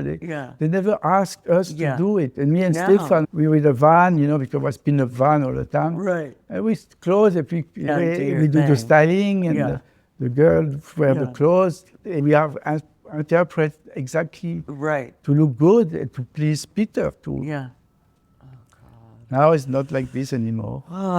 Okay, so at the end of each episode, I ask rapid fire questions. It's just this or that. There's just 7. Same questions for everybody. So I'm going to say 2 words and you pick which one. AM or PM? AM or PM? Yeah, morning or night? PM. Text or talk? Talk. Uber or Subway?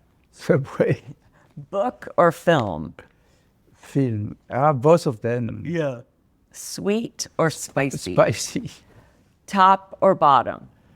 Top or bottom? Yeah. Top or bottom? Top. Same with Grace and Phyllis. Spots or stripes? What is it? Polka dots or stripes? What is it? I don't understand. A polka dot or stripe?